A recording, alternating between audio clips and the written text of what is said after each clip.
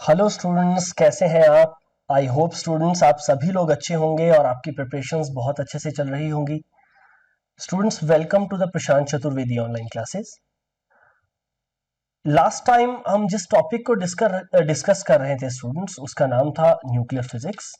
और nuclear physics में मैंने 2 लेक्चर्स ऑलरेडी आपको प्रोवाइड कर दिए हैं, जिसमें बेसिक्स ऑफ द न्यूक्लियस मैंने डिस्कस किया है। आज हम डिस्कस करने वाले हैं स्टूडेंट्स रेडियो एक्टिविटी। मेजरली हम आज रेडियो एक्टिविटी डिस्कस करेंगे और इसके साथ स्टूडेंट्स जो टॉपिक कुछ एक दो बेसिक्स में रह गए थे उनको भी हम साथ में ही डिस्कस करेंगे स्टूडेंट्स। तो चलिए, लास्ट टाइम हमने जो डिस्कस किया था स्टूडेंट्स, उसमें हमने डिस्कस किया था आइसोटोप्स, आइसोबार्स, आइसोटोन्स। इसके अलावा मैंने आपको अल्फा पार्टिकल सॉरी कॉन्स्टिट्यूएंट जो होता है, कॉन्स्टिट्यूशन जो होती है न्यूक्लियस की, उसके बारे में समझाया था कि वो किन पार्टिकल से मिलकर बना होता है। इसके अलावा दो बहुत ज्यादा इंपॉर्टेंट टॉपिक्स मैंने आप लोगों के साथ डिस्कस किए थे। एक का नाम था मास डिफेक्ट और दूसरे का नाम था binding energy.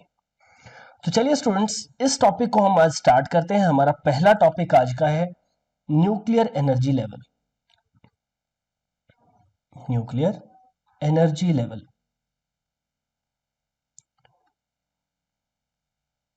Nuclear energy level क्या होते हैं स्टूडेंट्स? आप जानते हैं कि अगर मैं बात कर रहा हूं एक न्यूक्लियाई की, एक न्यूक्लियस की, या चलिए पहले बात करते हैं एक एटम की। तो एटम के बीच में न्यूक्लियस होता है और जो इलेक्ट्रॉन्स होते हैं वो उसके चारों ओर रिवॉल्व करते हैं in circular paths like this.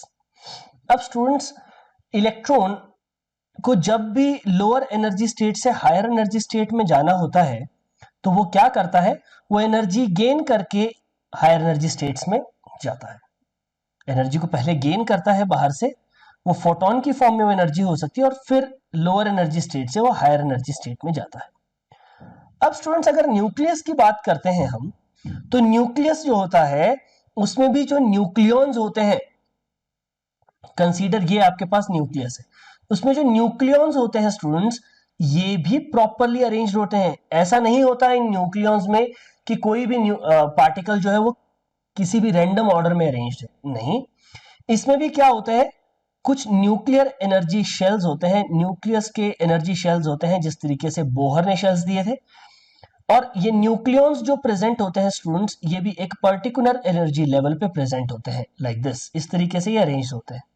जैसे आप बाहर की जाते हो, बाहर की ओर जाते हो, इनकी एनर्जी जो होती है वो फिर से बढ़नी स्टार्ट हो जाती है, एनर्जी लेवल बढ़ता है बाहर की ओर लाइक दिस।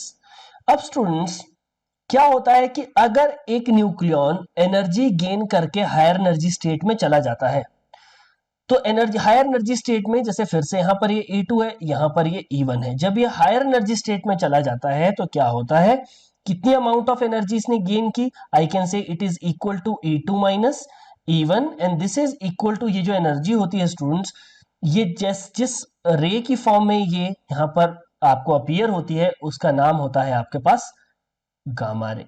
तो ये गामा रे की फॉर्म में ये अपीयर होती है, ये ध्यान रखिएगा, दिस इज गामा रे।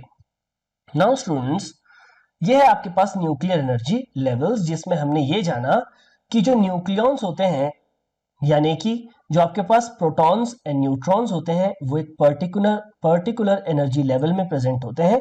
वो रैंडमली अरेंज नहीं होते हैं न्यूक्लियस में भी। जिस तरीके से बोहर ने कहा था कि इलेक्ट्रॉन्स पर्टिकुलर शेल्स में ऑर्बिट करते हैं, उसके चारों ओर रिवॉल्व करते हैं, उसी तरीके से जो न्यूक्लियॉन्स होते हैं वो भी एक पर्टिकुलर एनर्जी लेवल में होते हैं और उसके चारों ओर इन्हीं पाथ्स में वो रिवॉल्व करते हैं स्टूडेंट्स। नेक्स्ट आपके पास बेसिक कॉन्सेप्ट आता है, टॉपिक का नाम है nuclear stability. Nuclear stability, nuclear stability and unstability. एक न्यूक्लियस की स्टेबिलिटी एंड अनस्टेबिलिटी को हम कैसे एक्सप्लेन करते हैं स्टूडेंट्स? इसके बाद मैं आपके साथ डिस्कस करने जा रहा हूं रेडियो एक्टिविटी। आप जानते हैं कि रेडियो एक्टिविटी जो होती है वो स्पॉन्टेनियस एमिशन ऑफ रेडिएशंस होते हैं, कि रेडिएशंस का खुद व खुद एक रेडियो एक्टिव न्यूक्लियाई में से निकलना। अब स्टूडेंट्स, वो क्यों होता है, वो डिसइंटीग्रेशन क्यों होती है, ये जानने से पहले आपको ये पता होना चाहिए कि स्टेबिलिटी जो होती है न्यूक्लियस की किन बातों के ऊपर डिपेंड करती है। स्टूडेंट्स, एलिमेंट्स के कुछ आइसोटोप्स जो होते हैं वो स्टेबल होते हैं और कुछ आइसोटोप्स जो होते हैं वो अनस्टेबल होते हैं। जो स्टेबल आइसोटोप होता है स्टूडेंट्स किसी भी एलिमेंट का, वो स्टेबल कब कहलाता है? कोई भी न्यूक्लियस स्टेबल तब कहलाता है स्टूडेंट्स अगर वो अपना कॉन्स्टिट्यूशन रिटेन करे अगर। यानी कि स्टूडेंट्स इसका मतलब क्या है कि अगर मान लीजिए आपके पास, हम बात कर रहे हैं प्रोटियम की, तो अगर ये खुद व खुद चेंज नहीं होता है, अगर टाइम के साथ ये अपने न्यूक्लियस के अंदर में से रेडिएशंस को नहीं एमिट करता है, या आप ये कह सकते हैं कि इस न्यूक्लियस में से कोई नया न्यूक्लियस नहीं बनता है, दो आपस में कंबाइन नहीं होते हैं न्यूक्लियस, या ये ब्रेक डाउन होकर किसी दूसरे न्यूक्लियस में नहीं कन्वर्ट होता है, ये अपनी कॉन्स्टिट्यूशन को रिटेन करता है, तो ऐसे न्यूक्लियस को हम स्टूडेंट्स स्टेबल न्यूक्लियस कहते हैं। On the other hand students, what do you mean by unstable nucleus? Unstable nucleus क्या होता है? अनस्टेबल न्यूक्लियस एक ऐसा न्यूक्लियस होता है जो अपनी कॉन्स्टिट्यूशन रिटेन नहीं कर पाता है और अपने अंदर में से किन्हीं रेडिएशंस को एमिट करके एक नए न्यूक्लियस में, न्यू न्यूक्लियाइड्स में ब्रेक डाउन हो जाता है। न्यू न्यूक्लियाइड्स में ब्रेक डाउन हो जाता है। क्या कहा मैंने? एक अनस्टेबल न्यूक्लियस अपनी कॉन्स्टिट्यूशन रिटेन नहीं कर पाता है और एक नए न्यूक्लियाई में कन्वर्ट हो जाता है आफ्टर, कैसे कन्वर्ट होता है? आफ्टर एमिटिंग सम रेडिएशंस, आफ्टर एमिटिंग सम रेडिएशंस, ध्यान रखिएगा, कुछ रेडिएशंस एमिट करने के बाद ऐसा होता है, आफ्टर एमिटिंग सम रेडिएशंस। अब स्टूडेंट्स क्या होता है आपके पास, अगर आप एक ग्राफ ड्रॉ करते हैं किसके बीच में, देखिए एक ग्राफ है, बहुत इंपॉर्टेंट ग्राफ, इसे कहते हैं सेग्री चार्ट। सेग्री चार्ट क्या कहता है आपके पास? सेग्री चार्ट इज द चार्ट और it is a graph between number of protons on the x-axis and number of neutrons on the y-axis। Students ये आपके पास स्टेबिलिटी कर्व है, यानी कि अगर नंबर ऑफ प्रोटॉन्स और नंबर ऑफ न्यूक्लियॉन्स, आप जानते हैं स्ट्रेट लाइन कर्व कब आता है? स्ट्रेट लाइन कर्व तब आता है आपके पास अगर नंबर ऑफ प्रोटॉन्स और नंबर ऑफ न्यूक्लियॉन्स यानी कि x और y अगर सेम होंगे, लाइक दिस। तो इसका ग्राफ जो होगा it will be a straight line passing through the origin. अब स्टूडेंट्स ये मैंने एक लाइन बना दी, लेकिन एक्चुअल में आपके पास जो ग्राफ होता है वो कुछ इस तरह का होता है। जितने भी न्यूक्लियाई है आपके पास उन सभी के लिए ये ग्राफ बना हुआ है लाइक दिस। कुछ न्यूक्लियाइज इस तरीके से होते हैं। जैसे जैसे आप आगे की ओर बढ़ना स्टार्ट करते हो तो न्यूक्लियाइज जो होते हैं वो लेफ्ट साइड की ओर मूव करना स्टार्ट कर देते हैं लाइक दिस। इस तरीके से वो लेफ्ट साइड की ओर मूव करना स्टार्ट कर देते हैं। तो ये ग्राफ कुछ इस तरह का दिखाई देता है स्टूडेंट्स। तो देखिए यहां पर कुछ न्यूक्लियाइज जो होते हैं वो स्टेबल होते हैं और कुछ न्यूक्लियाइज जो होते हैं वो रेडियोएक्टिव या फिर अनस्टेबल होते हैं। ये जो आपके पास न्यूट्रॉन और प्रोटॉन के बीच का ग्राफ होता है स्टूडेंट्स, इसे आप कहते हैं न्यूक्लियाइडिक चार्ट या फिर आप इसे कहते हैं सेग्री चार्ट। इस चार्ट से हमें क्या क्या किन किन बातों का पता चलता है स्टूडेंट्स, क्यों ये चार्ट इतना इंपॉर्टेंट है, चलिए डिस्कस करते हैं। तो स्टूडेंट्स वेरी फर्स्ट पॉइंट, पहला इंपॉर्टेंट पॉइंट यहां पर, जो स्टेबल न्यूक्लियाइड्स होते हैं स्टूडेंट्स, जितने भी स्टेबल न्यूक्लियाइड्स होते हैं वो इस ग्राफ के ऊपर लाई करते हैं स्टूडेंट्स, इस लाइन के ऊपर लाई करते हैं आपके पास वो न्यूक्लियाइड्स जो स्टेबल होते हैं। और स्टूडेंट्स जो अनस्टेबल होते हैं वो इस लाइन के लेफ्ट हैंड साइड या फिर राइट साइड की ओर शिफ्ट करना स्टार्ट कर देते हैं। जो भी अनस्टेबल न्यूक्लियाइज होंगे either they will move to the left of the straight line और to the right of the straight line. Students जो आपके पास लाइट स्टेबल न्यूक्लियाई होते हैं, लाइट स्टेबल, जिनका मास लाइट होता है, लाइट स्टेबल न्यूक्लियाइड्स, ये क्या करते हैं स्टूडेंट्स, ये इस ग्राफ के ऊपर लाई करने की कोशिश करते हैं। तो आप जानते हैं इस ग्राफ के ऊपर, इस लाइन के ऊपर लाई करने की कंडीशन क्या है कि नंबर ऑफ प्रोटॉन्स और नंबर ऑफ न्यूट्रॉन्स का रेशो जो है वो सेम होना चाहिए, इक्वल होना चाहिए। यानी कि n/z, अगर मैं ये कह रहा हूं तो रेशो कितना होगा स्टूडेंट्स, ये होगा 1। n/z की जो रेशो आएगी वो 1 आएगी स्टूडेंट्स। अब स्टूडेंट्स क्या होता है, अगर आप हायर न्यूक्लियाइज की बात करते हो, हायर न्यूक्लियाइज मतलब ऐसे न्यूक्लियाइज जिनका एटॉमिक मास ज्यादा हाई होता है या जिनका एटॉमिक नंबर जो होता है वो काफी हाई होता है। अप्रोक्सीमेटली अगर हम बात करें तो मैं बात कर रहा हूं एटॉमिक नंबर 83 से बड़े वाले न्यूक्लियस की। इनमें स्टूडेंट्स क्या होता है, जो n/z रेशो है ये इंक्रीज करती है स्टूडेंट्स। ये क्या करती है, इंक्रीज करती है। हाईएस्ट फॉर एग्जांपल ये 1.6 हो जाती है हाईएस्ट किसी न्यूक्लियाई में। तो जो स्टूडेंट्स हेवियर न्यूक्लियाई है उनमें अगर आप ध्यान से देखें तो n/z कब 1 से बड़ा हो सकता है स्टूडेंट्स, ये बड़ा तब होगा जब न्यूट्रॉन्स जो होंगे वो प्रोटॉन्स से ज्यादा होंगे। यानी कि हायर न्यूक्लियाइज में जो अनस्टेबल न्यूक्लियाइज होते हैं उनमें न्यूट्रॉन्स जो होते हैं स्टूडेंट्स वो प्रोटॉन्स के कंपैरिजन में ज्यादा होते हैं। एग्जाम्पल के तौर पे अगर मैं बात करता हूं स्टूडेंट्स यूरेनियम की, जिसका एटॉमिक नंबर 92 और एक आइसोटोप 238 है स्टूडेंट्स, तो प्रोटॉन्स यहां पर 92 होंगे, इलेक्ट्रॉन्स भी यहां पर 92 होंगे। अगर हम न्यूट्रॉन्स की बात करते हैं तो वो होंगे 238 माइनस 92, ये होगा आपके पास 146।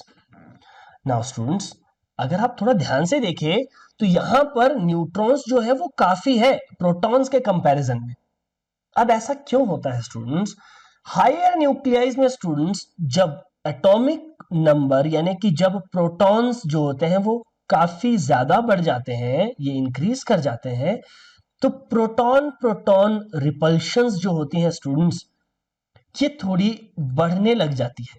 प्रोटॉन प्रोटॉन रिपल्शंस थोड़ी सी बढ़ने लग जाती है स्टूडेंट्स। इस वजह से क्या होता है, स्टेबिलिटी जो होती है न्यूक्लियाई की ये डिक्रीज करने लग जाती है।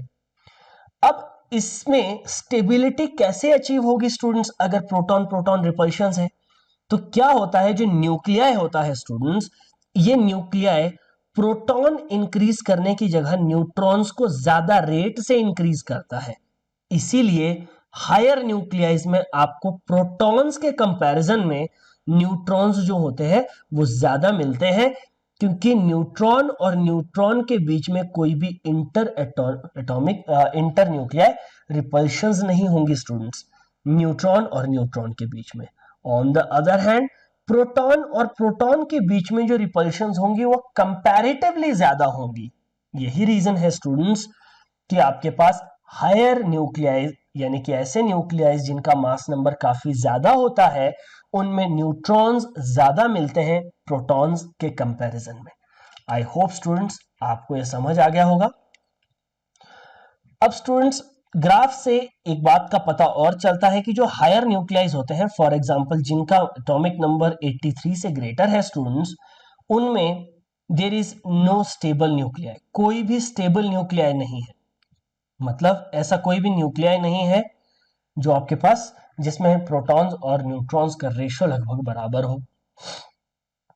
स्टूडेंट्स जब मैंने कर्व इस तरीके से बनाया है, इस कर्व के लेफ्ट हैंड साइड, इस लाइन के लेफ्ट हैंड साइड में लाया करने वाले जितने भी न्यूक्लियाइड्स हैं उनमें स्टूडेंट्स न्यूट्रॉन जो होता है वो प्रोटॉन्स के कंपैरिजन में ज्यादा होता है स्टूडेंट्स। और स्टूडेंट्स जो आपके पास इसके राइट साइड में लाया कर रहे हैं, इस लाइन के राइट साइड में लाया कर रहे हैं, उनमें प्रोटॉन्स जो होते हैं वो ज्यादा मिलते हैं न्यूट्रॉन्स के कंपैरिजन में स्टूडेंट्स। ऐसे न्यूक्लियाइज जो होते हैं स्टूडेंट्स आपके पास वो जनरली रेडियो एक्टिव होते हैं। ऐसे न्यूक्लियाइड्स जो होते हैं they are generally radio active.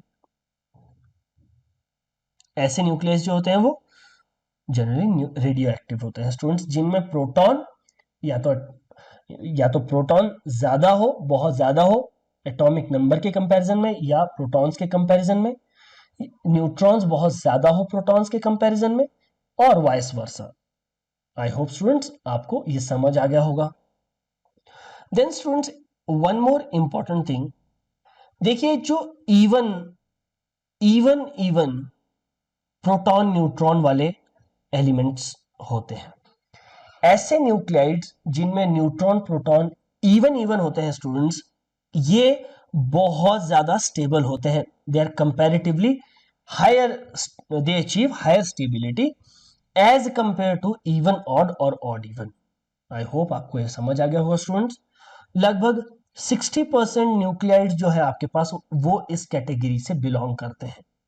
Now students, अगर आपके पास ऑड ऑड न्यूक्लियाइज हो, देखिए ऑड ऑड न्यूक्लियाइज, ऐसे बहुत कम ऑड स्टेबल न्यूक्लियाइज है स्टूडेंट्स।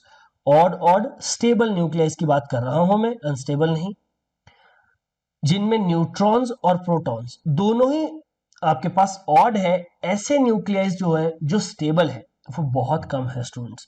केवल 4 न्यूक्लियाइज ऐसे हैं, तो आप ये डायरेक्टली याद रख सकते हैं। One is deuterium students, other is lithium, then other is bismuth, sorry, beryllium, I think atomic number boron का 5 होता है स्टूडेंट्स, तो बोरोन लिखें, बोरोन एंड नाइट्रोजन।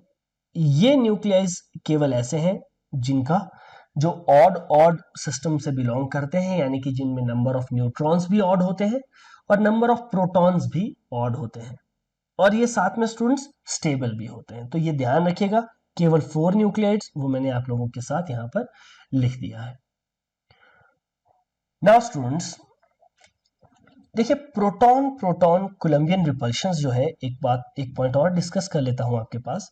जो आपके पास प्रोटॉन प्रोटॉन कोलंबियन रिपल्शंस थी हैवियर न्यूक्लियस की, जब हम बात कर रहे थे, तो उनमें स्टूडेंट्स स्टेबिलिटी कैसे अचीव होती थी। मैंने कहा कि उसमें न्यूट्रॉन जो होते थे वो कंपैरेटिवली ज्यादा होने चाहिए प्रोटॉन के, न्यूट्रॉन जो होने चाहिए वो ज्यादा होने चाहिए प्रोटॉन्स के। लेकिन स्टूडेंट्स क्या होता है, जब n/z रेशो इंक्रीज करता है ना, तो क्या होता है कि जो स्टेबिलिटी होती है न्यूक्लियस की, स्टेबिलिटी ये भी क्या कर जाती है, ये डिक्रीज कर जाती है। जैसे ही आप इस लाइन से, जो straight line passing through origin थी, जब उसके लेफ्ट में आप जाते हो या राइट में आप जाते हो, तो स्टेबिलिटी जो होती है वो डिक्रीज होनी स्टार्ट हो जाती है। तो इसीलिए स्टूडेंट्स अब इनमें क्या होता है, इनमें स्टेबिलिटी क्यों डिक्रीज होती है स्टूडेंट्स, क्योंकि न्यूट्रॉन्स बहुत ज्यादा होते हैं प्रोटॉन्स के कंपैरिजन में। अब आपको न्यूट्रॉन और प्रोटॉन का पेयर बनाना होता है ताकि न्यूक्लियर फोर्सेस वहां पर डोमिनेट कर सके, लेकिन वो स्टूडेंट्स इतने ज्यादा नहीं मिल पाते वो पेयर्स। तो इस वजह से तो आपके पास स्टेबिलिटी जो होती है वो डिक्रीज कर जाती है। और स्टूडेंट्स इनकी एनर्जी जो होती है, कौन सी एनर्जी की बात कर रहा हूं मैं बात कर रहा हूं पोटेंशियल एनर्जी की। उनकी पोटेंशियल एनर्जी जो होती है वो कंपैरेटिवली घट जाती है, पोटेंशियल एनर्जी डिक्रीजेस, ध्यान रखिएगा,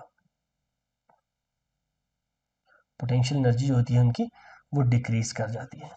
तो ये है स्टूडेंट्स आपके पास जो इंपॉर्टेंट बातें आप लोगों को याद रखनी चाहिए न्यूक्लियर स्टेबिलिटी और अनस्टेबिलिटी के बारे में। तो चलिए स्टूडेंट्स अब डिस्कस करते हैं नेक्स्ट टॉपिक। आज का एक मेन टॉपिक जिसको हम आज डिस्कस करेंगे उसका नाम है रेडियो एक्टिविटी। रेडियो एक्टिविटी, तो स्टूडेंट्स रेडियो एक्टिविटी क्या होती है आपके पास, देखिए ये एक ऐसा फिनोमिनन है स्टूडेंट्स, जैसे मान लीजिए आपके पास कोई एक एलिमेंट है, consider this is the element, ये आपके पास एलिमेंट है, ये कुछ टाइम के बाद स्पॉन्टेनियसली अपने आप ही, बाहर से किसी एक्सटर्नल एजेंसी की जरूरत नहीं होती, अपने आप ही ये क्या कर देता है स्टूडेंट्स, ये कुछ रेडिएशंस को एमिट करने लग जाता है, कुछ रेडिएशंस को क्या कर देता है, ये एमिट करने लग जाता है। सो रेडिएशंस जब ये कोई भी एलिमेंट खुद व खुद कुछ पर्टिकुलर टाइम के बाद, कोई जो टाइम होता है स्टूडेंट्स, ये फिक्स नहीं होता है time, you can not fix this time. इसीलिए आप डिफाइन करते हो कि रेडियो एक्टिविटी एक ऐसा फिनोमिनन है जिसमें स्पॉन्टेनियस एमिशन होता है रेडिएशंस का। क्यों होता है, क्योंकि जो न्यूक्लियाई होता है स्टूडेंट्स, न्यूक्लियाई वो रप्चर और ब्रेकडाउन होता है, न्यूक्लियाई जो होता है वो ब्रेकडाउन होता है। Next question rises students, nuclear breakdown क्यों होता है, ब्रेकडाउन होता है स्टेबिलिटी अचीव करने के लिए, टू अचीव स्टेबिलिटी। आप जानते हैं कि एक नेचुरली अकरिंग हैवी न्यूक्लियाइज जो होते हैं स्टूडेंट्स, मैं पर्टिकुलरली बात कर रहा हूं नेचुरली अकरिंग हैवी न्यूक्लियाइज। ये जो नेचुरली अकरिंग हैवी न्यूक्लियाइज होते हैं ये जनरली अनस्टेबल होते हैं स्टूडेंट्स। तो ये क्या करते हैं, दे एमिट रेडिएशंस, दे एमिट रेडिएशंस। अब रेडिएशंस जो होती हैं स्टूडेंट्स वो 3 फेज में हो सकती है। जैसे ये रेडिएशंस एमिट करते हैं स्टूडेंट्स, दे ट्रांसफॉर्म इन न्यूक्लियाइज, मैं ऐसे लिख लेता हूं यहां पर, they transform into new nuclides, नए न्यूक्लियाइड्स में ये ट्रांसफॉर्म हो जाते हैं स्टूडेंट्स। उससे होता क्या है, जब ये ट्रांसफॉर्म हो जाते हैं न्यू न्यूक्लियाइड्स में तो उनकी एनर्जी जो होती है लेस होती है, यानी कि उनकी स्टेबिलिटी जो होती है आपके पास वो इंक्रीज हो जाती है। स्टेबिलिटी जो होती है वहां पर वो इंक्रीज हो जाती है स्टूडेंट्स। इस फिनोमिनन को जो स्पॉन्टेनियसली होता है जिसमें रेडिएशंस निकलती हैं न्यूक्लियस के अंदर से, उसे आप क्या कहते हो स्टूडेंट्स, उसे आप कहते हो रेडियो एक्टिविटी। रेडियो एक्टिविटी एक ऐसा फिनोमिनन है स्टूडेंट्स जिसे ना तो आप खुद व खुद इनिशिएट कर सकते हो, ना तो आप इनिशिएट कर सकते हो स्टूडेंट्स, ना आप इसे स्टॉप कर सकते हो, ना आप इसे एसेलरेट कर सकते हो। रेडियो एक्टिविटी की प्रोसेस को ना तो आप एसेलरेट कर सकते हो, ना ही स्टूडेंट्स आप इसे रिटार्ड या चेंज कर सकते हो। आप इसे चेंज या रिटार्ड भी नहीं कर सकते हो।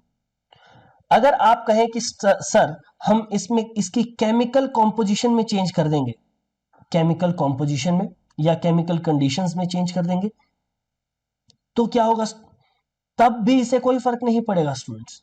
अगर आप कहते हैं कि टेम्परेचर, प्रेशर, वॉल्यूम, इन कंडीशंस को हम चेंज कर देंगे तो क्या होगा, क्या रेडियो एक्टिविटी को कोई फर्क पड़ेगा स्टूडेंट्स? स्टिल उसका भी इसके ऊपर कोई भी प्रभाव नहीं होता है। तो रेडियो एक्टिविटी किसी भी एलिमेंट के में कब स्टार्ट होगी, कैसे उसको रोकना है, कैसे उसके रेट को बढ़ाना या घटाना है, कैसे उसके प्रोसेस को रिटार्ड या चेंज करना है, केमिकल कंडीशंस में क्या चेंज करने से आप उसे चेंज कर सकते हो, या फिर टेम्परेचर, प्रेशर, वॉल्यूम से क्या आप उसे टेम्परेचर, प्रेशर, वॉल्यूम में चेंज करने से क्या आप उसे चेंज कर सकते हो? तो आंसर इन सभी का नो है स्टूडेंट्स। आप इनमें से रेडियो एक्टिविटी में कोई भी चीज नहीं कर सकते हैं। हम बात ऑब्वियसली हम यहां पर बात कर रहे हैं नेचुरल रेडियो एक्टिविटी की स्टूडेंट्स। नाउ इसकी डिस्कवरी कैसे हुई स्टूडेंट्स? डिस्कवरी के बारे में अगर मैं आपको बताऊं तो रेडियो एक्टिविटी जो थी वो एक्सीडेंटली डिस्कवर की गई थी फ्रेंच साइंटिस्ट हेनरी बेक्वेरेल के द्वारा। हेनरी बेक्वेरेल लगभग 1896 में स्टूडेंट्स। एक दिन उन्होंने क्या हुआ स्टूडेंट्स, एक आपके पास सॉल्ट होता है, उसे हम कहते हैं यूरेनियम का सॉल्ट, इसे हम कहते हैं uranium potassium sulphate, uranium potassium sulphate. अब स्टूडेंट्स इसको उन्होंने कुछ पेपर में बंद करके रखा हुआ था, जैसे ये पेपर है और इसके बीच में उन्होंने यूरेनियम पोटेशियम सल्फेट को बंद करके रखा हुआ था और फिर इसको रैप कर दिया उन्होंने, और इसके साथ उन्होंने एक फोटोग्राफिक प्लेट रखी हुई थी अपने ड्रॉर में। अब स्टूडेंट्स उन्होंने कुछ टाइम के बाद ये नोटिस किया कि जो आपके पास फोटोग्राफिक प्लेट है ना स्टूडेंट्स, ये थोड़ी सी डार्क पड़ चुकी है, थोड़ी सी डार्क पड़ चुकी है। अब स्टूडेंट्स उन्होंने देखा कि ये पेपर के अंदर बंद था, तो इसमें से यहां पर कोई पार्टिकल्स निकले होंगे और पार्टिकल्स जो है वो इस पीस ऑफ पेपर को पेनिट्रेट करके ये जो रेडिएशन, ये जो आपके पास फोटोग्राफिक प्लेट है इसको भी वो ब्लैक कर चुके हैं, मतलब इसको भी वो रेडिएट कर चुके हैं, इसको इसमें से भी वो पास हो चुकी है वो रेज। इसी टाइम पे स्टूडेंट्स कुछ इन्होंने, हालांकि इन रेज को जो इसमें से निकल रही थी, जो इसको पेनिट्रेट कर रही थी, इनको इन्होंने बेक्वेरेल रेज कहा था, बेक्वेरेल रेज। इसी टाइम पे स्टूडेंट्स इसके कुछ साल बाद, 1-2 साल बाद, एक और दो साइंटिस्ट थे, दो साइंटिस्ट, एक थे आपके पास, आपने सुना होगा, एक थे आपके पास पियर क्यूरी और दूसरे थे मैडम क्यूरी, मैडम क्यूरी। तो दोनों ही हस्बैंड वाइफ थे और इन्होंने इसके ऊपर रिसर्च की, पियर क्यूरी और मैडम क्यूरी ने इन दो इसके ऊपर सर्च किया और उन्होंने क्या देखा, उन्होंने 2 एलिमेंट्स की डिस्कवरी की है स्टूडेंट्स। कौन कौन से? एक था आपके पास रेडियम, आप जानते होंगे, और दूसरा था आपके पास पोलोनियम। और दोनों ही, फॉर एग्जांपल पोलोनियम जो होता है स्टूडेंट्स, वो 10⁻⁶ टाइम्स ज्यादा एक्टिव होता है यूरेनियम का कंपैरिजन में, a million time more active than that of uranium. तो उन्होंने इन रेडिएशंस का नाम रखा, इनको उन्होंने कहा कि ये रेडियो एक्टिव रेडिएशंस है। इन तीनों के कॉन्ट्रीब्यूशंस के लिए स्टूडेंट्स 1903 में नोबेल प्राइज दिया गया। 1903 में नोबेल प्राइज दिया गया तीन लोगों को, Henri Becquerel, Pierre Curie and madam Curie को। अब स्टूडेंट्स चलिए जानते हैं कि जो रेडिएशंस यहां से निकल रही थी इनका इलेक्ट्रिकल नेचर क्या था। Late us talk about the electrical nature, let us talk about the electrical nature of Becquerel radiations.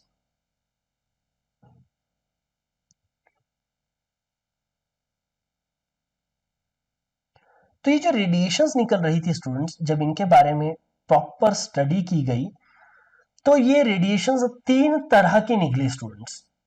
ये रेडिएशंस जो थी इनको तीन कैटेगरीज में क्लासिफाई किया जा सकता था।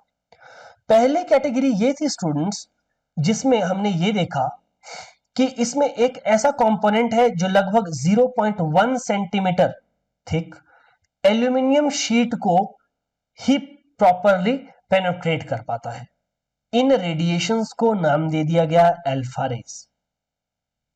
देन स्टूडेंट्स दूसरा एलिमेंट इसमें ऐसा देखा गया जो लगभग 5 मिलीमीटर थिक एल्यूमिनियम शीट को पास कर सकता है इजीली। इन रेडिएशंस को नाम दिया गया बीटा रेज। और तीसरी रेडिएशंस आपके पास देखने को मिली वो सबसे हार्मफुल रेडिएशंस थी। ये एक ऐसी रेडिएशंस थी जो लगभग 30 सेंटीमीटर थिक आयरन बार को भी इजीली पास कर रही थी, तो इनका नाम था आपके पास गामा रेज। 30 सेंटीमीटर थिक आपके पास अगर आयरन बार है उसको भी ये इजीली पास कर रही थी। एक सिंपल से एक्सपेरिमेंट से आप इसे देख सकते हो, इनके इनके इलेक्ट्रिकल नेचर के बारे में जान सकते हो।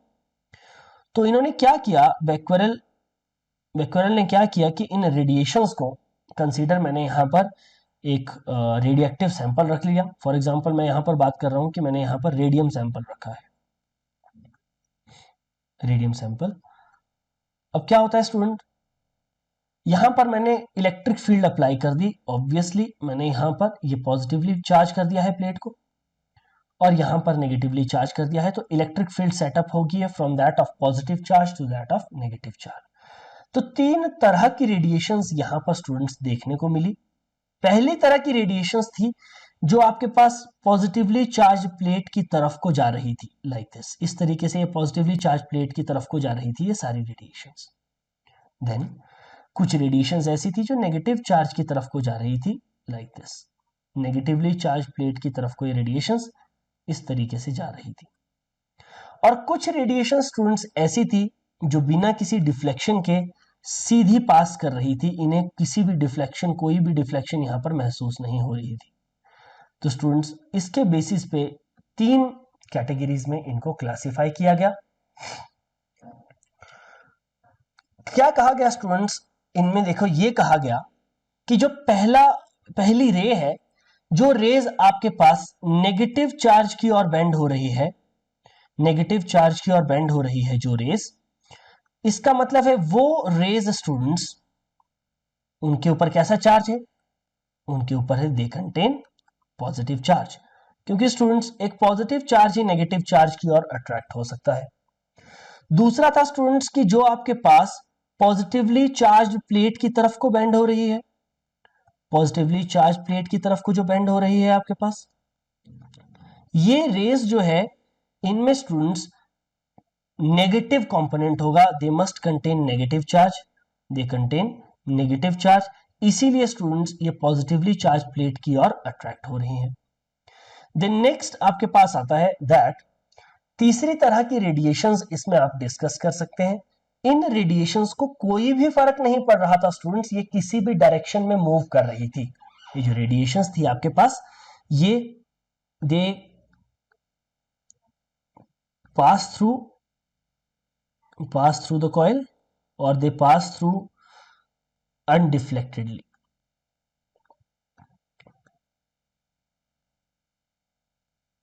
अनडिफ्लेक्टेडली। स्टूडेंट्स इसका मतलब है इनमें कोई भी चार्ज का कंपोनेंट नहीं होता है।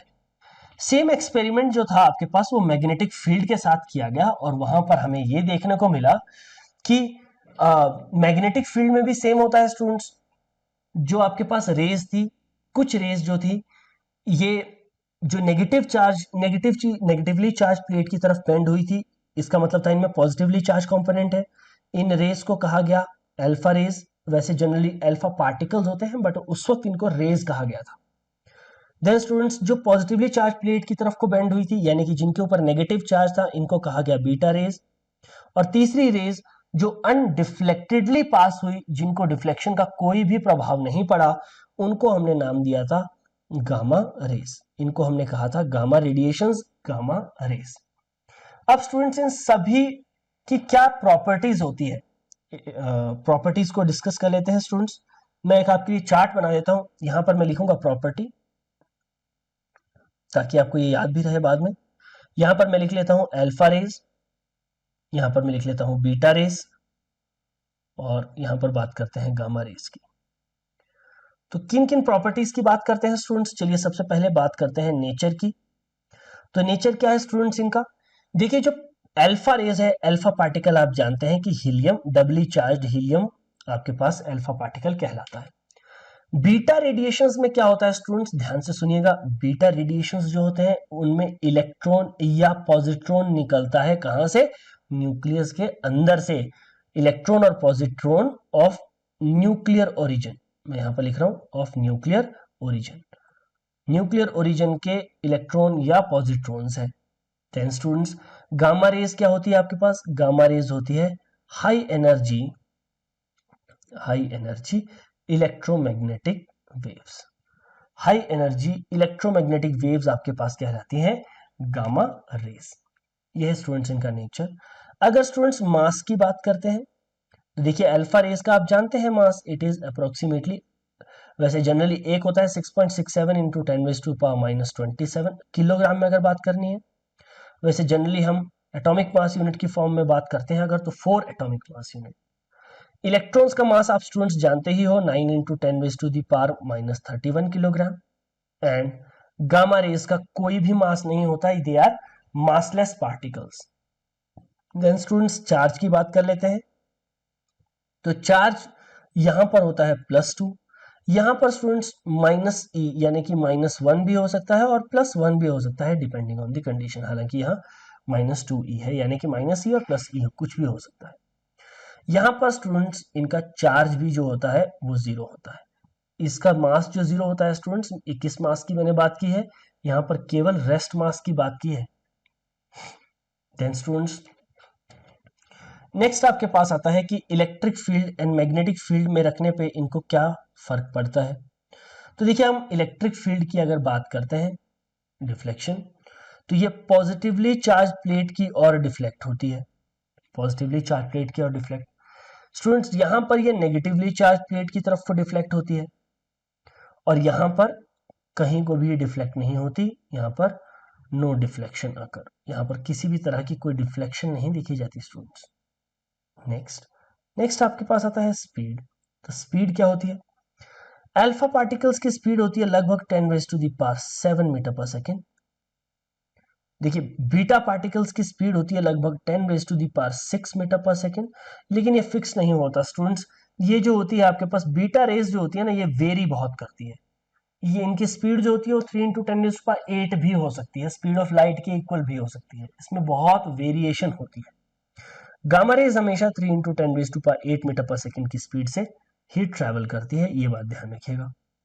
Then students let us talk about ionisation power, ionising power. Ionising power,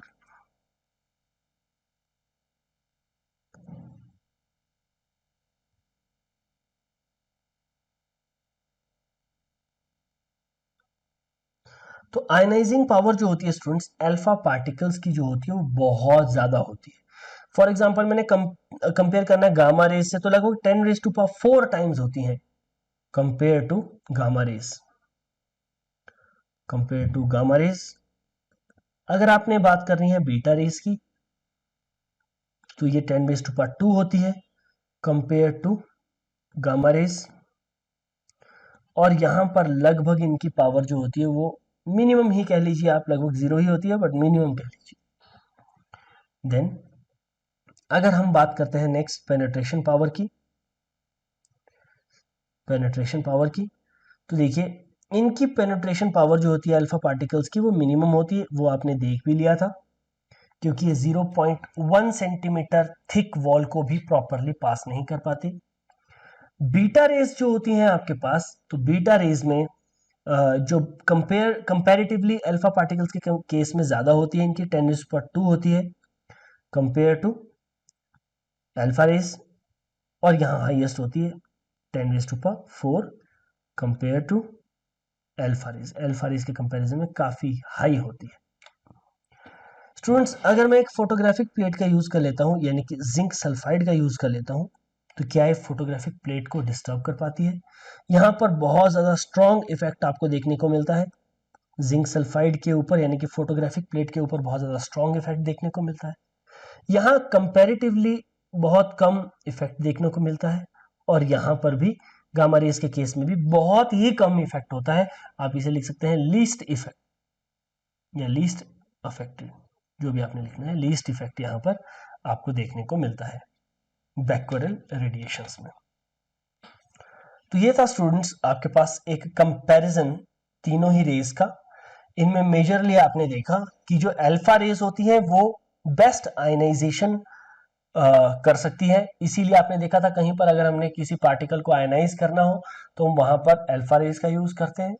on the other hand अगर आप बात करते हैं पेनिट्रेशन पावर की, तो अल्फा पार्टिकल्स की जो पेनिट्रेशन पावर होती है वो लीस्ट होती है। सबसे ज्यादा पेनिट्रेशन पावर जो होती है वो गामा रेडिएशंस की होती है स्टूडेंट्स। देन नेक्स्ट आपके पास लॉ आते हैं, इन लॉज का नाम है सोडी-फाजन लॉ। सोडी-फाजन लॉ, या आप इसे डिस्प्लेसमेंट लॉ भी कह सकते हैं। डिस्प्लेसमेंट लॉज क्या है ये स्टूडेंट्स, कौन से लॉज है ये, चलिए डिस्कस करते हैं। सोडी-फाजन डिस्प्लेसमेंट लॉज। तो देखिए रदरफोर्ड और सोडी दो आपके पास साइंटिस्ट थे जिन्होंने रेडियो एक्टिव डिसइंटीग्रेशंस को स्टडी किया स्टूडेंट्स। इन्होंने देखा कि इसमें से जब भी आपके पास रेडियो एक्टिविटी होती है, इन्होंने जज किया कि जब भी आपके पास रेडियो एक्टिविटी होती है तो उसमें से या तो आपके पास अल्फा पार्टिकल निकल रहा है या उसके अंदर से गामा पार्टिकल निकल रहा है, बीटा पार्टिकल निकल रहा है, या तो अल्फा पार्टिकल और या फिर बीटा पार्टिकल यहां पर निकल रहा है।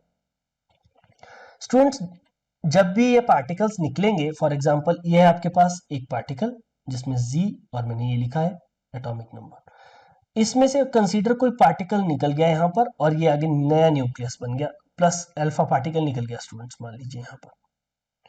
तो ध्यान रखना है ये जो न्यूक्लियाई होता है शुरू में, इसे हम कहते हैं पेरेंट न्यूक्लियाई, इसे हम कहते हैं पेरेंट न्यूक्लियाई। जो नया न्यूक्लियाई बनता है स्टूडेंट्स डिसइंटीग्रेशन के बाद, उसे हम कहते हैं डॉटर न्यूक्लियाई, उसे हम वर्ड यूज करेंगे डॉटर न्यूक्लियाई। अब स्टूडेंट्स ये बात भी आपको ध्यान रखनी है, इसके बेसिस पे स्टूडेंट्स दो लॉज सोडी और फजान ने दिए हैं। पहला लॉ क्या है स्टूडेंट्स, पहला लॉ है, देखिए ये लॉ आपने पहली बार नहीं सुना है, आप जानते हैं इस लॉ को सभी ने सुना होता है, इसे आप कहते हैं law of conservation of charge. Law of conservation of charge nuclear physics में। तो देखिए बोलने का मतलब क्या है कि जब रिएक्शन होगा तो रिएक्शन से पहले जितना चार्ज है उतना ही चार्ज रिएक्शन के बाद होगा स्टूडेंट्स, कोई नया चार्ज यहां पर क्रिएट नहीं होगा। तो आप कह सकते हैं sum of charges before and after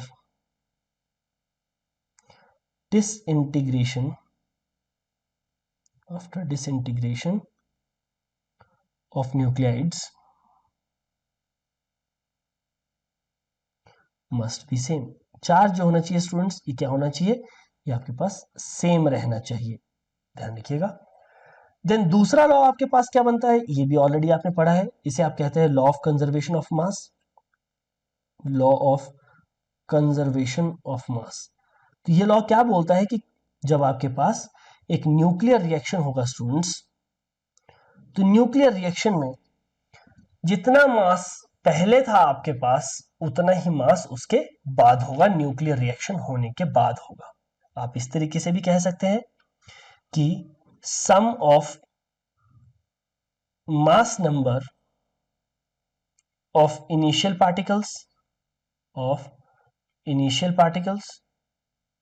some of mass number of initial particles, ये इक्वल होना चाहिए आपके पास sum of mass number of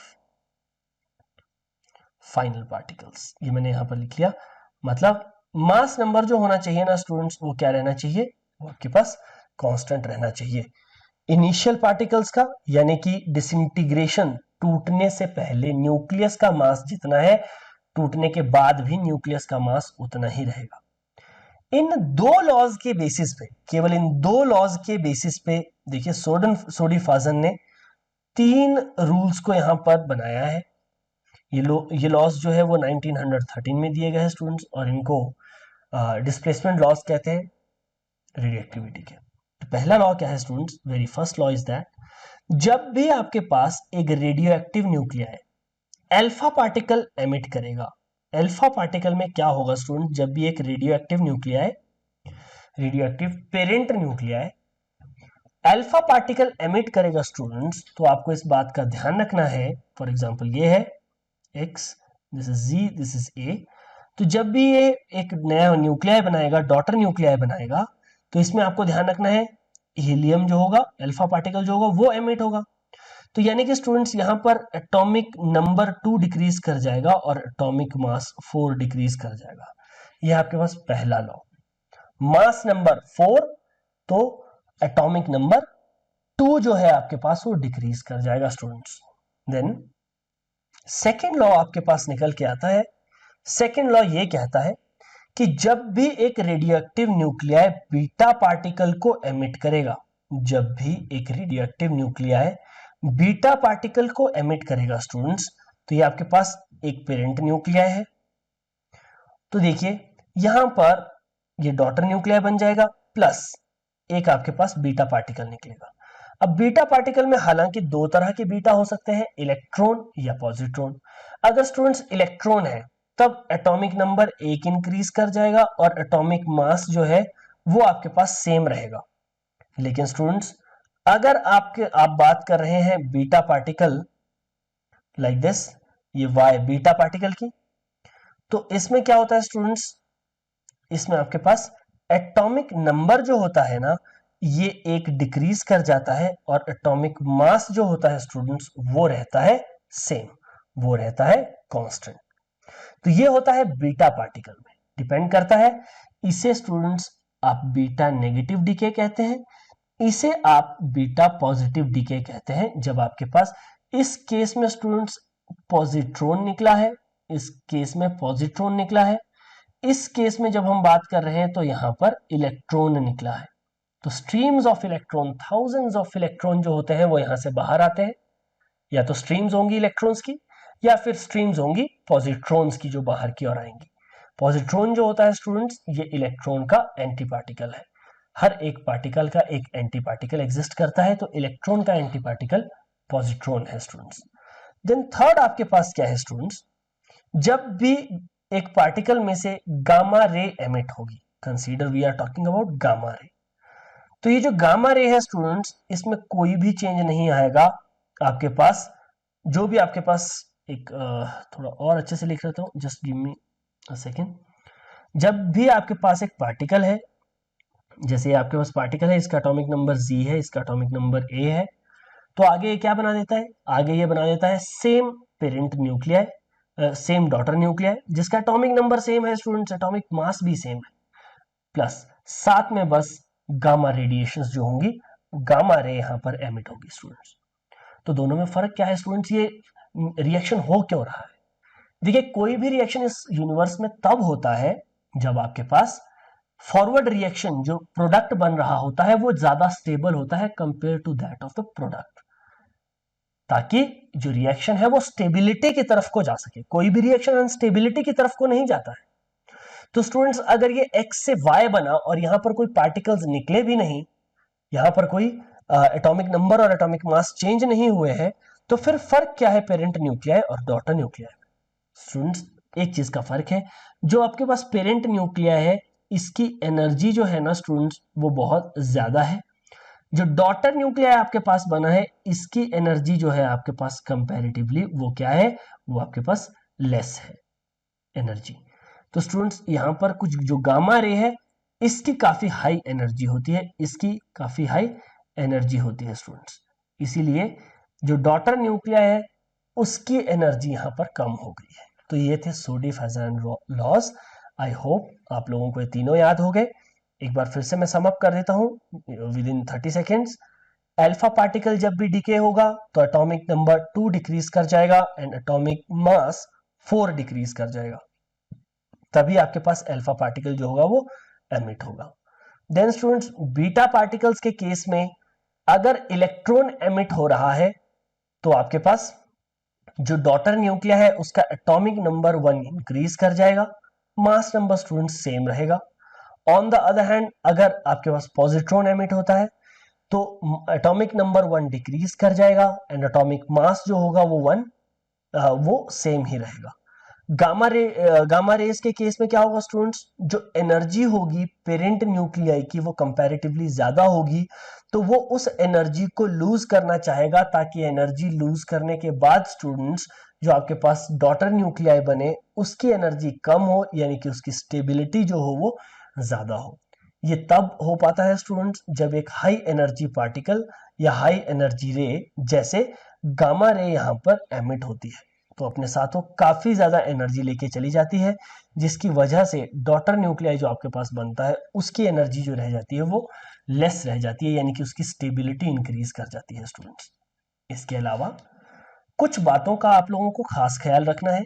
क्या स्टूडेंट्स, देखिए, कोई भी individual atom, no individual atom, ऐसा कोई भी इंडिविजुअल एटम नहीं होगा स्टूडेंट्स जो साइमल्टेनियसली, देखिए मैं साइमल्टेनियसली का वर्ड यूज कर रहा हूं, साइमल्टेनियसली वर्ड यूज कर रहा हूं, ऐसा कोई भी इंडिविजुअल एटम नहीं है स्टूडेंट्स जो साइमल्टेनियसली दोनों पार्टिकल्स जो होते हैं अल्फा एंड बीटा पार्टिकल्स इनको एमिट कर सके। ऐसा कोई भी आपके पास इंडिविजुअल एटम नहीं है स्टूडेंट्स जो एक साथ दोनों अल्फा और बीटा पार्टिकल्स को एमिट कर सकता है। अल्फा पहले होगा या बीटा नेक्स्ट होगा स्टूडेंट्स, तो मैं आप लोगों को पहले बता देता हूं, ये डिपेंड करता है। जो आपके पास डिफरेंट एटम्स होते हैं वो डिफरेंट तरीके से बिहेव करते हैं स्टूडेंट्स। जब आप डिफरेंट एटम्स की बात करते हैं, मान लीजिए डिफरेंट एटम्स, हम बात करते हैं different atoms of same element, चलिए सेम एलिमेंट की बात करते हैं, different elements of different atoms of same element. तो क्या होता है स्टूडेंट्स, वो या तो पहले अल्फा पार्टिकल एमिट कर सकते हैं कुछ एटम्स, और फिर बाद में बीटा, पहले नंबर पे अल्फा और फिर बाद में बीटा, और फिर कुछ ऐसे भी होते हैं स्टूडेंट्स वो पहले बीटा कर सकते हैं और फिर अल्फा, पहले बीटा होगा फिर अल्फा होगा।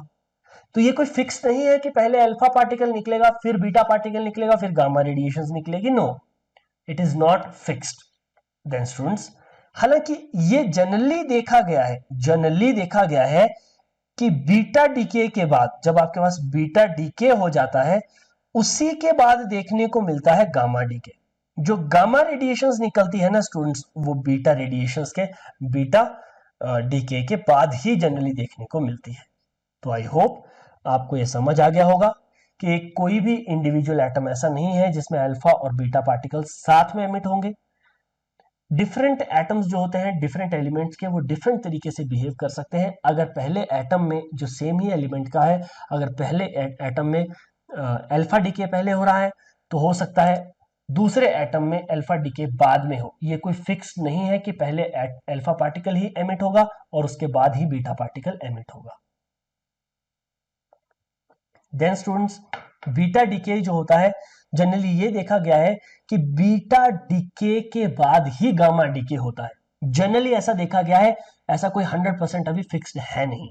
बट जनरली ये देखा गया है कि बीटा डीके के बाद ही गामा डीके देखने को मिलता है, गामा डीके बीटा डीके से पहले नहीं होता है। चलिए स्टूडेंट्स, एक क्वेश्चन को अटेम्प्ट करिए। अगर मैं इस तरीके से एक क्वेश्चन लिख लेता हूं कि मान लीजिए आपके पास एक एटम है ए और इस एटम से पहले बन जाता है A1। यहां पर स्टूडेंट्स अल्फा डीके होता है, देन उसके बाद प्रोडक्ट बनता है A2, यहां पर बीटा नेगेटिव डीके होता है स्टूडेंट्स। देन फिर से आपके पास होता है अल्फा डीके, इसके बाद ये प्रोडक्ट बन जाता है A3 और उसके बाद आपके पास बन जाता है लास्ट में A4, यहां पर निकलती है गामा रेडिएशंस। देखिए स्टूडेंट्स, जो A स्टार्ट हुआ है सबसे पहले, अगर मैं कहूं कि इसका एटॉमिक नंबर इनिशियली 72 है और इसका एटॉमिक मास जो है स्टूडेंट्स वो 180 है, तो चलिए बताइए कि जो A4 आपके पास बचा है, A4, उसकी दोनों चीजें बताइए, यानी कि उसका एटॉमिक नंबर भी बताइए और उसका एटॉमिक मास भी आपको बताना है। ये है क्वेश्चन। चलिए स्टूडेंट्स, ट्राई करिए और देखिए कि कितने टाइम में आप ये क्वेश्चन अटेम्प्ट कर सकते हैं। आई होप स्टूडेंट्स आपने ये क्वेश्चन कर लिया होगा। तो चलिए देखते हैं इसका आंसर, कितने बच्चों ने इसको सही किया है। देखिए स्टूडेंट्स, आप जानते हैं कि पहले अल्फा पार्टिकल जब अल्फा डीके यहां पर हुआ है, तो इसका मतलब ये है कि यहां पर हीलियम निकला होगा जिसका एटॉमिक नंबर 2 और एटॉमिक मास 4 है। इसका इनिशियली 72 था, 180 जब अल्फा पार्टिकल निकलता है स्टूडेंट्स, तो एटॉमिक नंबर जो होता है वो 2 और एटॉमिक मास जो होता है वो 4 डिक्रीज कर जाता है, तो ये 176 होगा स्टूडेंट्स और एटॉमिक नंबर 70 हो जाएगा। देन स्टूडेंट्स, इसमें से एक बीटा नेगेटिव डीके हुआ है, यानी कि एक इलेक्ट्रॉन जो है वो निकल गया है। तो इसका मतलब क्या है स्टूडेंट्स, जो A2 आपके पास बना है इसका एटॉमिक नंबर 1 इंक्रीज कर लीजिए और एटॉमिक मास जो है स्टूडेंट्स उसको सेम रख लीजिए। देन इसके बाद फिर से आपके पास जो A3 बना है इसमें अल्फा पार्टिकल एमिट हुआ है, यानी कि अल्फा पार्टिकल 2 एटॉमिक नंबर आप फिर से डिक्रीज करवा देंगे तो ये बन जाएगा 69 और 4 एटॉमिक मास डिक्रीज करवा देंगे तो ये बन जाएगा 172। और फाइनली स्टूडेंट्स, जब आपके पास A4 बन रहा है आपके पास, तो उसमें क्या होगा, अब यहाँ पर गामा रेडिएशंस निकली है स्टूडेंट्स, तो गामा रेडिएशंस का मतलब है एटॉमिक नंबर और एटॉमिक मास को यहाँ पर कोई भी फर्क नहीं पड़ेगा। तो फाइनली यू कैन से कि जब आप A4 की बात कर रहे हैं तो इसमें नंबर ऑफ प्रोटॉन्स जो है वो 69 है, या आप कह सकते हैं एटॉमिक नंबर जो है इसका वो 69 है और एटॉमिक मास जो है इसका वो 172 है। तो इस तरीके से स्टूडेंट्स आप इन क्वेश्चंस को कर सकते हैं। आई होप कि इसमें आपको कुछ समझ आया होगा, कुछ क्वेश्चंस आप लोगों को समझ आए होंगे। टॉपिक्स इंपॉर्टेंट है, इसमें जो क्वेश्चन पूछे जा सकते हैं वो मैंने आप लोगों के साथ यहाँ पर डिस्कस कर लिए हैं।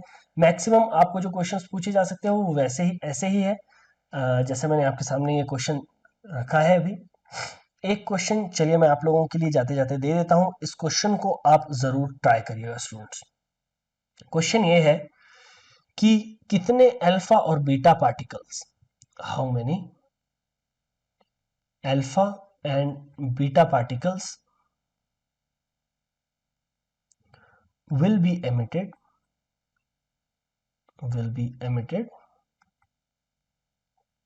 when थोरियम, जो आपके पास थोरियम होता है जिसका एटॉमिक नंबर 90 और एटॉमिक मास 232 होता है, वो चेंज होता है लेड में। लेड का एटॉमिक नंबर स्टूडेंट्स 82 और एटॉमिक मास जो होता है वो 208 होता है स्टूडेंट्स। तो जब थोरियम न्यूक्लियाई लेड न्यूक्लियाई में चेंज होता है तो उस वक्त कितने अल्फा और बीटा पार्टिकल्स जो होते हैं स्टूडेंट्स वो एमिट होते हैं, वो आपको ध्यान रखना है, वो कैलकुलेट करना है आपको। देखिए मैं आपको आंसर यहां पर कर देता हूं, आपको वो आंसर प्रॉपरली कैलकुलेट करना है कि वो आंसर कैसे आया है। आंसर आपके सामने है कि यहां पर 6 अल्फा पार्टिकल्स एमिट होंगे और जब आप अल्फा पार्टिकल्स की बात करें तो 6 अल्फा पार्टिकल्स, और जब आप बीटा पार्टिकल्स की बात कर रहे हैं तो 4 बीटा पार्टिकल्स होंगे 4 बीटा पार्टिकल्स यहां पर एमिट होंगे। आई होप स्टूडेंट्स इस लेक्चर में जो आपके पास alpha beta and gamma decay था वो आपको समझ आया होगा स्टूडेंट्स। नेक्स्ट लेक्चर में alpha beta and gamma decay में रेडियोएक्टिविटी के ऊपर लेके आने वाला हूं, जो सबसे इंपॉर्टेंट टॉपिक है आई थिंक न्यूक्लियर फिजिक्स का। वो टॉपिक है रेडियोएक्टिव डिसइंटीग्रेशन, यानी कि जो डिसइंटीग्रेशन के लॉज होते हैं, किस तरीके से रेडियोएक्टिविटी होती है, हाफ लाइफ पीरियड क्या होता है, मीन लाइफ क्या होती है, देन रेडियोएक्टिव डिके क्या होता है, एक्टिविटी क्या होती है। ये सारी चीजें मैं उस लेक्चर में आपके साथ डिस्कस करूंगा स्टूडेंट्स। तब तक अपना ख्याल रखिए, मिलते हैं नेक्स्ट लेक्चर में। धन्यवाद।